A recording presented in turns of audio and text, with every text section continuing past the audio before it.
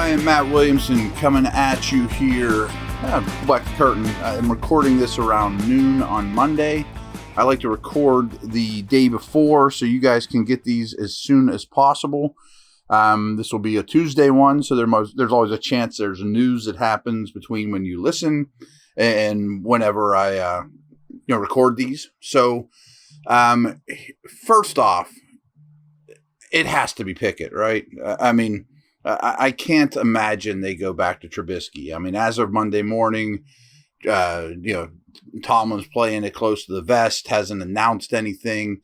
You have to remember Trubisky was a Bill last year, so telling them if it's going to be him would probably be an advantage to Buffalo. I assume it'll be pretty apparent, though, that it is Kenny Pickett from here on out.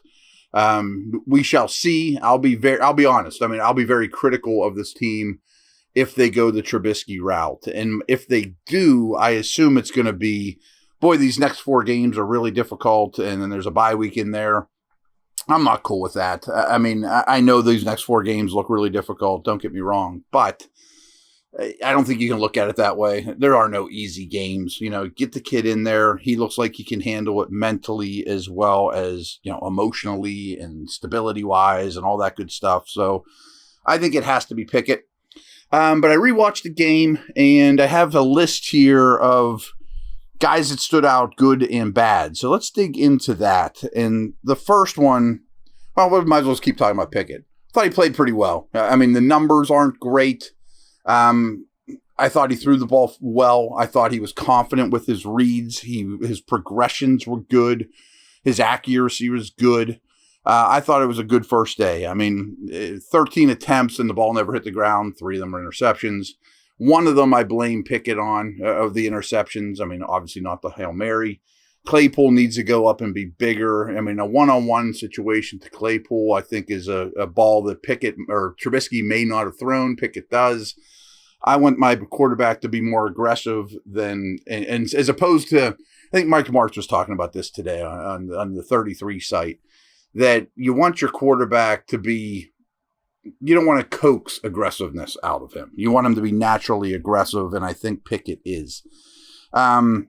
Pickens was really, really good in this game, and his numbers for the season are not close to as good as his coach's tape. I did not watch coach's tape yet. I just watched second copy, but he was a star in this game. Can understand why they feature him. I wonder if it's going to get to the point where his usage even surpasses Deontay's. I know it did in this game. I think that's a one-off because Deontay deserves a football a lot. But imagine the world, and it might be coming even this year, and probably late, but probably next year, where Pickens is your 1, Deontay is your 2, Claypool's your big slot. Like, if Pickens becomes a number 1 receiver, pretty exciting stuff. Along those lines, I mentioned him yesterday, but Freiermuth's turning into a star too. And his blocking has improved. He was better on second watch than watching it initially. So again, those receivers, including Muth, are really, really good. Folks, football season is here, and Live Casino is where FanDuel Sportsbook, America's #1 sports betting app, comes to life. Step up and place your bets at our self-service kiosk or with a sportsbook representative. Then cheer on your team and catch every heart-pounding moment of action on our huge 40-foot video wall. Bet, watch, and win at Live Casino Pittsburgh, Route 30 at the Westmoreland Mall. Gambling problem? Call 1-800-GAMBLER. Another guy that stood out, who I've basically taken out of the doghouse. He had some adjustments here in terms of new techniques to learn, but James Daniels is a really good guard, and he played a very good game in this one. I predicted him to be the best lineman on the team. That has now come to fruition after some stumbling blocks early. He's a very good player. He's a very good signing. He, too, is very, very young, so that's a great sign to me. Other guys to call out on defense in a positive manner. Cam was back to being Cam. I wasn't super worried, but these last 2 games, I did mention not his best showings, and maybe he didn't blow up the stat sheet, but he demanded a lot of attention. He was a force time and time again. And as was his new buddy, Larry Ogunjobi was quite good in this game too. I mean, I know the Jets have a totally reshuffled, rebuilt, bad O-line, but those two were very, very good in this game. I think that's great to see. Ogunjobi's a guy I'd like to keep around for the long term. You know, his contract's up after the year. They lost Terrell Edmonds in this game, and I know a lot of people don't give him a ton of credit, but he played well. I think he's having a very underrated and good year. They would miss him next week, but they ask a lot of Edmonds, and he does everything well, nothing tremendous. You know, like if he's your 9th or 10th best player on defense, you're in really good shape. He's another guy I might consider extending sooner than later. So there's some positives there from this group. Take a quick break, and we'll hit on a few of the guys that weren't as good as I initially thought.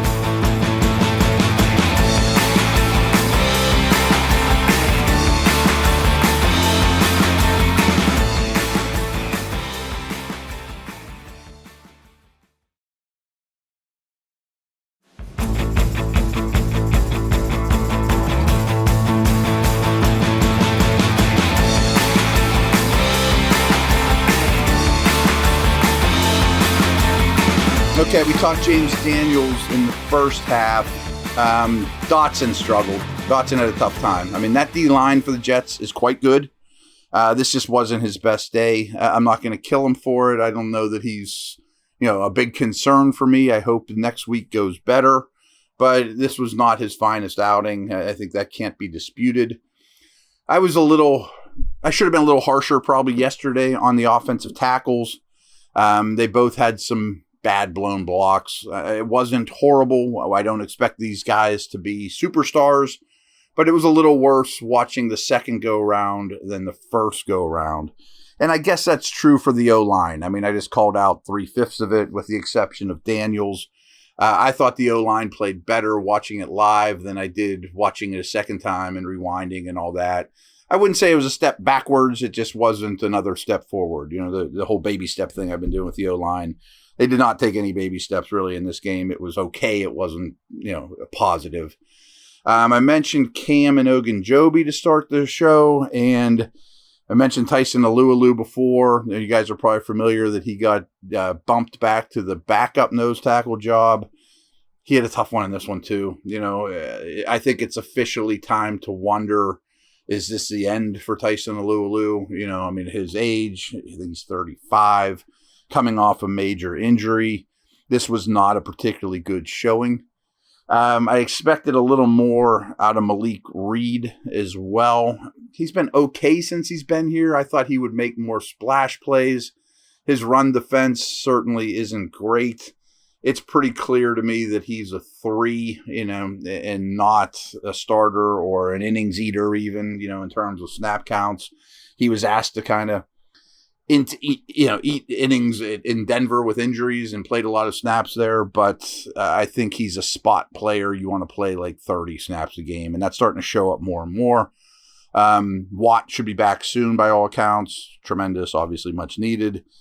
And I thought Spillane had a tough game too. I mean, I know he's a favorite of the special teams coaches and he plays with an attitude and all that good stuff, but I think he's very limited. I mean, I think he was a big culprit for the middle of the field pass defense issues. He's not a sideline to sideline player. He's just a guy out there. I mean, that's all I can really say about him. As I like to do, want to mention a few of the opponents as well. LaMarcus Joyner was a stud in this game. He made plays. He picked the ball off. The Steelers had very little success going his way. I think the late first-round pick, Jermaine Johnson, a lot of us were shocked he fell as late as he did in the first round. He looks like a piece for them for sure, an edge rusher. He did well, especially against, and mentioned the tackle issues. Well, he was part of that. I think they have a keeper there along with Lawson. Corey Davis was very, very good in this game. He's the easy one to forget for the Jets because their 2 young developing stars, in my opinion, are so enticing. But Corey Davis is making a lot of money, and it's kind of like the conversation we had before, that if that's your 3, kind of like in the Claypool mold, if it goes Pickens, Deontay, Claypool, if theirs goes Wilson, Moore, Davis, it's a pretty good trio. I mean, and that's really how the NFL's going now, is you need 3 of those guys. And the Jets do, the Steelers do. So interesting there. Zach Wilson was even better than I thought too. So give the kid credit, especially as the game went on. He got more and more comfortable.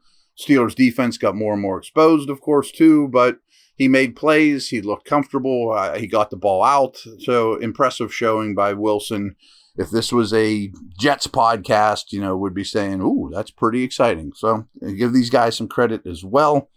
I mentioned how well Cam and Ogunjobi played and talked about Highsmith yesterday. I didn't even bring him up. It's almost like he's just a given at this point. But some arrow down guys for the Jets, sort of to be expected too. I mean, they're on their 5th offensive tackle, but their whole O-line, with the exception of Vera Tucker, was problematic. McGovern, the center, he was the first plan for their center. So that might need to be addressed this offseason. And they gave big money to Laken Tomlinson, the guard from the Niners, who they were extremely familiar with. That whole coaching staff comes from San Francisco. He had a rough day, too. I mean, especially against Cam and Ogunjobi.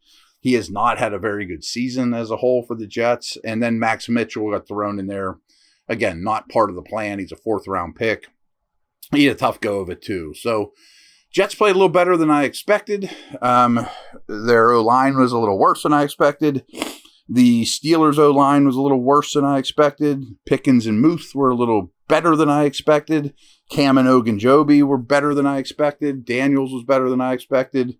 I think it might be time to worry about Tyson Alualu, though. So maybe nose tackle is a offseason priority of some sort. So we'll see. Tomorrow, or I'm actually right now, I'm digging in heavy into some Bills prep. Pull back the curtain a little bit. They're really good. Yeah, they're really good on both sides of the ball. That is going to be a challenge. I think the Steelers are like 2 touchdown dogs already in Buffalo. That makes perfect sense. And lastly, again, if it's not Pickett, I will be very critical of the Steelers unless they can come up with some answer or some explanation that I'm not thinking of, because I think it has to be that time, and that's exciting to me. So over and out. Thanks, everyone.